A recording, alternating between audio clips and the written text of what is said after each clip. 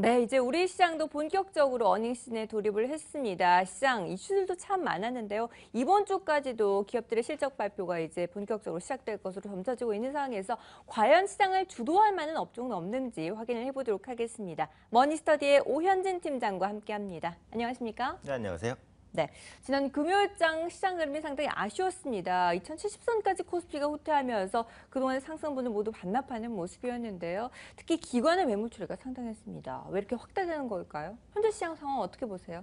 네, 그래서 금요일장 같은 경우에 양시장이 조금 흔들리긴 했는데 그래도 지난주 전체적으로 보자면은 양호한 상승 흐름을 보였었죠. 그리스 리스크가 좀 해소되는 모습들이 나타나고 있습니다. 기본적으로 그리스 은행에 대한 유동성 지원이 이제 뭐 결정이 됐고요. 독일 의회에서도 그리스 구제금융에 찬성표를 던졌죠. 그러면서 앞으로는 이제 시장에 큰 이슈가 있지 않는 한 그리스에 대한 부분이 시장에 영향을 미치기는 제한적이다. 그리스 리스크 해소에 대한 안도 랠리는 지난주로서 거의 끝났다라고 보고 있고. 그렇다면 여기서 지수가 더 올라오기 위해서는 추가적인 모멘텀이 있어야 하고 특히 지수가 올라가는 데는 결국은 대형주가 올라가야 지수가 올라간다는 관점에서 바라봐야 될 것 같은데 최근에 보시면 대형주의 상대 수익률이 상당히 부진합니다. 7월 들어서 대형주는 오히려 마이너스 수익률을 보여주고 있고요. 중형주와 소형주만 계속해서 올라가는 장세가 나타나고 있다고 보시면 될 것 같습니다. 그래서 수출 모멘텀이 부족한 대형 경기 민감주에서는 수급이 계속해서 빠져나가는 모습이고 모멘텀을 가진 중소형주로만 수급이 집중적으로 유입이 되고 있다라고 보시면 될 것 같고요. 특히 기관 투자자들이 이제 대형주보다는 중소형주를 선호하는 현상이 아주 뚜렷하게 나타나고 있다라고 보시면 될 것 같습니다. 그래서 기관 투자자도 결국은 수익을 내기 위해서 뭐 매매를 하는 것인데 요즘에 대형주가 거의 움직이는 모습들이 아니죠. 그래서 단기적으로 움직일 수 있는 중소형 모멘텀주로 수급이 쏠릴 수밖에 없었다라고 보시면 될 것 같고 대형주로는 이제 매도세가 나타나고 있는데 이번 주에도 기관 투자자 중심으로 대형주에는 매도세가 좀 나오지 않을까 싶어요. 그래서 이런 부분들이 지수의 상단을 제한할 것이다. 다만 지난주에 이제 그리스 리스크 해소에 대한 기대감이 불면서 국내 시장을 빠져나갔던 외국인 투자자, 유럽계 자금이 다시 한번 국내 시장으로 유입될 수 있을 것이냐 이런 부분들이 제한적으로만 나타나 준다면 지수를 어느 정도는 끌어올릴 수 있겠지만 이런 모습, 그러니까 유럽계 자금이 국내 시장에 돌아온 모습이 나타나지 않는다면 지수의 상단은 계속해서 막혀 있을 것이다 이렇게 판단하고 있습니다. 네, 어쨌든 시장 다시 주도주도 나타나야 되고 수급 주체도 돌아와야 하는 상황입니다. 지난주 금요일장에서 기관뿐만 아니라 외국인도 시장을 비운 상태였는데요. 특히 삼성물산과 제일모직의 합병 안건이 통과한 이후에 곧바로 외국인들 매물 출회가 심해졌습니다. 네네. 그래서 자금 이탈이 본격적으로 나타나나요? 어떻게 보시나요? 네, 그래서 지난주에 가장 큰 이슈였다라고 뭐 생각을 하시면 되겠죠. 그래서 제일모직과 삼성물산의 합병안에 대해서 이 부분이 주주총회에서 통과가 될 것이냐가 관건이었는데 삼성물산 주주총회에서 이제 69% 압도적인 찬성으로 통과가 되었습니다. 소액주주와 이제 외국인 투자자가 생각보다는 삼성 쪽에 손을 많이 들어줬다라는 부분이고요. 삼성 측면에서는 약간 배수진 전략을 취했죠. 플랜 B는 없다. 무조건적인 합병을 성사시킬 것이다. 또 그만큼 TV 광고라든지 이런 부분들로 합병의 당위성을 설명하기도 했고요. 이런 부분들의 전략이 잘 먹혀들었다라고 보시면 되겠습니다. 반면에 주가는 이제 크게 하락했죠. 제일모직과 삼성물산의 주가가 크게 밀린 것, 결국은 기대감 실현에 의한 차익 실현이었다라고 봅니다. 호실적이 기대되는 기업이 그 만족시키는 호실적을 내도 주가가 떨어지는 경우들이 왕왕 나타나거든요. 그래서 이번 제일모직과 삼성물산도 마찬가지였던 것 같아요. 일단은 기대감이 소멸되었다라는 부분이 차익 매물을 불렀다라고 보고 있고요. 이제 관건은 현재 삼성물산의 주가가 주식 매수 청구권이 57,234원 이 밑으로 떨어지냐 그렇지 않냐의 여부입니다. 그래서 이 밑으로 떨어지지만 않는다면 대량의 주식 매수 청구권이 실행되지는 않을 것으로 보여지고 있기 때문에 합병은 무난하게 진행된다라고 보시면 되겠고요. 결국 투자자분들 입장에서는 뭐 주가가 가장 중요한 이슈가 아닐까 싶어요. 그래서 제일모직과 삼성물산의 주가가 그렇다면 현 시점에서 계속해서 떨어질 것이냐? 저는 그렇게 보지는 않습니다. 통합 삼성물산의 가치는 분명하다라고 생각을 하고 있거든요. 그래서 삼성그룹의 완벽한 정점으로 올라서면서 그에 따른 프리미엄도 분명히 받을 수 있다라고 생각을 하고 있고 삼성물산의 해외 네트워크를 제일모직이 현재 영위하고 있는 뭐 건설이라든지 식자재라든지 아니면 패션 부분이 이용할 수 있다라는 부분도 있고요. 또 이번에 제일모직과 삼성물산이 결합하게 되면서 삼성바이오로직스의 대주주로 올라서게 됩니다. 그렇다면 기존의 이 바이오시밀러 사업을 강화할 수 있는 부분들 현재 시점에서는 장기적으로 봤을 때 모멘텀이 굉장히 많다라고 생각을 하고 있어요. 그래서 이번 주에 혹시 제일모직 LG에너지기나 삼성물산이 추가적인 조정을 보여줄 수도 있지만 조만간 조정을 마무리하고 반등을 시도할 것으로 보입니다. 그래서 두 종목을 보유하신 분들은 조금 장기적인 시각으로 여유 있게 보유하시는 전략을 좀 말씀드리도록 하겠습니다. 네, 이 삼성물산과 제일모직에 급격하게 하락을 하지는 않을 것으로 판단을 하고 있고 어느 정도 하방 경직을 보여줄 것으로 판단을 하고 있습니다. 역시 중장기적인 측면에서의 성장 모멘텀은 의심의 여지가 없는 것 같습니다. 네, 그런데 그 외에 다른 대형주도 움직임은 썩 좋지가 않습니다. 자동차뿐만 아니라 조선주까지도 줄줄이 연일 신저가를 기록하고 있는데요. 현대차가 주가 흐름이 좋지 않은 건 현대그룹의 지배구조 개편에 어느 정도 이점이 될 것으로 우호적인 환경을 만들어줄 것으로 파악되고 있지만 시장은 우려가 커지고 있습니다. 조선주도 마찬가지고요. 어떻게 보시나요? 네, 먼저 뭐 자동차 업종부터 좀 살펴보면요. 최근에 이제 현대차 3인방으로 공매도가 끊임없이 좀 쏟아지는 모습들이 나타납니다. 업황 둔화에 대한 우려감이 좀 반영이 되고 있다라고 보고 있고, 중국에서의 소비가 위축되는 모습이죠. 중국은 세계 최대의 자동차 시장이라고 할 수 있기 때문에 중국의 소비 위축은 현대 기아차에도 직접적인 타격을 미칠 것이라고 봅니다. 특히 최근에 환율이 반등하는데도 불구하고 대표적인 수출주인 자동차주가 올라가고 있지 못하다는 것, 그만큼 시장이 자동차주의 우려 섞인 시선을 많이 보내고 있는 것이다라고 생각을 하고 있고요. 또 요즘에 해외 자동차 주식의 주가가 그렇게 좋지는 않습니다. 그런 부분에 악영향도 고스란히 받는 것이다 이렇게 판단하고 있습니다.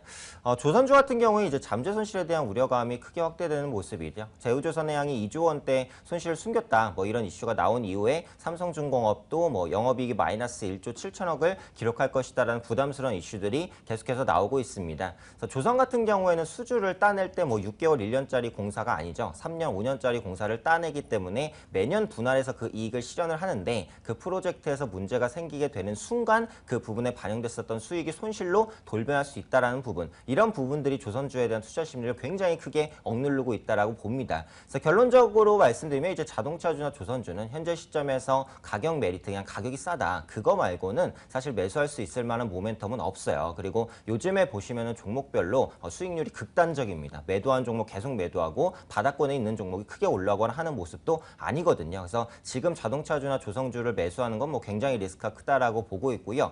보유하신 분들은 당장에 매도하기보다는 이렇게 단기적인 급락이 나올 때는 5에서 10%라도 기술적인 반등이 나옵니다. 그렇다면 그런 기술적 반등을 이용해서 일단은 빠져나오셨다가 나중에 업황이 회복되거나 뭐 차트가 바닥에서 돌 때 그때 다시 한번 접근을 하시는 게 맞지 않을까, 일단 좀 빠져나오시는 관점으로 말씀드리도록 하겠습니다. 네, 물론 가격이 싸긴 합니다. 하지만 신규 매수에 대해서는 다소 부정적인 의견을 내주셨고 보유하신 분들 같은 경우에는 그 반등을 이용해서 어느 정도 정리를 하라라고 말씀을 해주셨습니다. 자, 이제 코스닥 시장으로 좀 넘어가 보도록 할까요? 코스닥 시장은 나름대로 코스피에 비해서 상대적인 강세를 연일 시현해주고 있습니다. 핀테크 관련주들도 급등세를 보여주면서 한국정보통신 같은 경우에는 연일 상한가를 기록하고 있는 모습인데요. 이렇게 코스닥 시장을 줄곧 주도해 줄 수 있을까요? 네, 뭐 핀테크 관련주는 지금 관심을 계속해서 가져야 된다 이렇게 판단을 하고 있어요. 성장주 내에서의 순환매가 계속해서 돌고 있고 핀테크주는 이제 다른 성장주, 화장품이나 게임주에 대비해서는 이제 가격적인 메리트가 있다라고 생각을 하고 있기 때문에 추가적인 반등이 가능할 것으로 봅니다. 일단 지난주에 핀테크 관련주가 올라갔었던 것은 역시 삼성페이에 대한 시범 서비스 기대감이 반영된 것이다라고 생각을 하고 있습니다. 그동안 시장의 관심을 상당히 모았었던 삼성페이가 이제 뭐 카드사 10개사와 제휴를 하면서 본격적인 오픈을 시작했다라고 보시면 될 것 같은데요.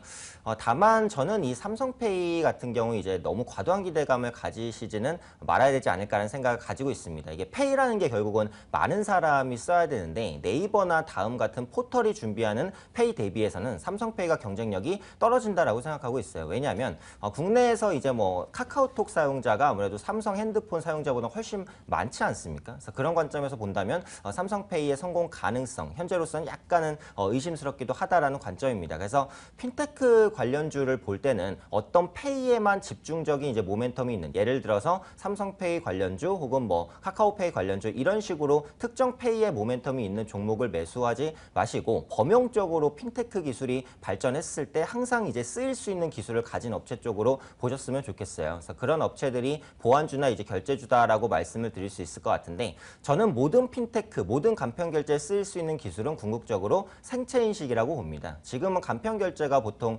숫자 4자리 비밀번호로서 거의 결제가 이루어지는데요. 앞으로는 지문 인식을 시작으로 해서 홍채 인식이라든지 동작 인식이라든지 뭐 안면 인식이 될 수도 있고 이런 식으로 생체 인식이 핀테크 간편 결제의 핵심적인 기술로 자리 잡을 것이고 모든 간편 결제에 생체 인식이 쓰일 것 같아요. 그런 관점에서 생체 인식 관련주는 좀 보시면 될 것 같고 국내에 상장된 대표적인 업체 뭐 현재로서는 다날 정도 말씀드릴 수 있을 것 같습니다. 그래서 지문 인식에 더해서 앞으로 홍채 인식이라든지 앞서 말씀드렸던 그런 분야들로 계속해서 나아갈 수 있는 여지가 있다라고 생각을 하고 있기 때문에 핀테크 관련주 중에서는 현재 다날을 좀 장기적인 모멘텀이 있는 종목으로 말씀드리고 싶습니다. 네, 다날에 대해서 그 안에서도 유망주로 유력하다라는 의견 내비쳐 주셨습니다. 자, 이제 본격적으로 시장 기업들의 줄줄이 실적 발표를 앞두고 있는 상황입니다. 시장 전체적으로 이번 주 시작하기 전에 미리 전략을 좀 세워주시죠. 네, 일단은 이번 주는 그렇게 큰 대형 이벤트가 없어요. 그렇기 네. 때문에 국내 실적에 아마 시장의 초점이 많이 맞춰지지 않을까라는 생각을 가지고 있습니다. 2분기 GDP 발표 말고는 그렇게 크게 주목할 부분은 없다라고 생각을 하고 있고요. 국내 기업 같은 경우 최근에 2분기 실적 부담이 있을 것이다라고 생각되는 종목들이 단기간에 급락하는 현상들이 계속해서 나타납니다. 그렇기 때문에 2분기에 실적 우려가 큰 종목은 일단은 매도를 하시고 보는 것이 포트폴리오 측면에서는 좀 유리하다라고 말씀을 드리고 싶고요.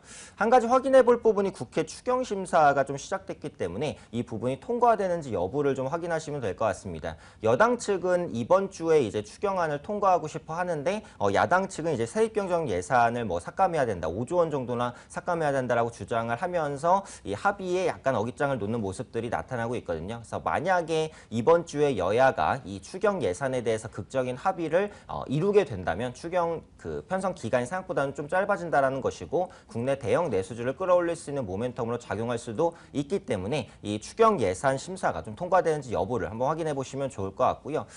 전략적으로는 이제 앞서 말씀드렸던 부분과 똑같습니다. 개별 종목 중심의 빠른 순환 매장세가 지속이 되고 있거든요. 지금은 이제 시황이나 환율에 영향을 받는 대형주가 움직이는 시장이 아니라 개별적인 실적이나 모멘텀을 가진 중소형주가 움직이는 시장이라는 겁니다. 그래서 지금 시장을 분석하실 때는 시황이 어떻게 될까? 그리스 사태가 어떨까? 환율이 어떨까? 이런 부분에 초점을 맞추시기보다는 개별적인 기업에 어떠한 모멘텀이 있는지 이런 부분에 초점을 맞춰서 투자를 하시는 게 수익률 제고 측면에서는 훨씬 더 유리한 전략이 될 수 있다. 이렇게 말씀드리도록 하겠습니다. 네, 실적이 변수가 될 것이고 이번 주에는 개별 종목 중심으로 움직일 거다라고 말씀을 해주셨습니다. 자, 그럼에도 불구하고 시장에서 흔들리지 않을 만한 이번 주 유망 종목은 있겠죠. 어떤 종목 있을까요? 네, 그래서 말씀드린 대로 역시 뭐 개별주로 좀 언급을 드리고 싶은데요. 이번 주 관심 종목으로는 한글과 컴퓨터를 말씀드리도록 하겠습니다. 클라우드 부분의 모멘텀이 좀 기대된다라고 말씀을 드리고 싶은데요. 동사의 클라우드 시스템입니다. 네피스 24 가입자가 이제 330만 명을 돌파하고 있는 것으로 보여지고 있고요. 클라우드라는 게 이제 구름이라는 뜻이죠. 구름에 이제 필요한 서비스라든지 아니면 저장 용량 등을 이용해서 내가 쓰고 있는 스마트폰이나 뭐 태블릿을 이용해서 업무를 뭐 이동 중에도 볼 수 있다. 지금 사용자가 계속해서 늘어나는 부분이고요. 앞으로 클라우드 서비스도 좀 핵심적인 그런 시스템 분야, 그러니까 발전 분야가 될 것으로 보여지고 있기 때문에 관련해서 많은 모멘텀을 가지고 있고 추세도 현재 하방에서 상방으로 좀 돌리고 있는 한글과 컴퓨터 관심 있게 보시면 좋을 것 같습니다. 네, 이렇게 해서 유망주 한글과 컴퓨터까지 살펴봤습니다. 참고해서 전략 세워보시기 바랍니다. 네, 지금까지 머니스터디의 오현진 팀장과 함께했습니다. 말씀 감사합니다. 네, 감사합니다.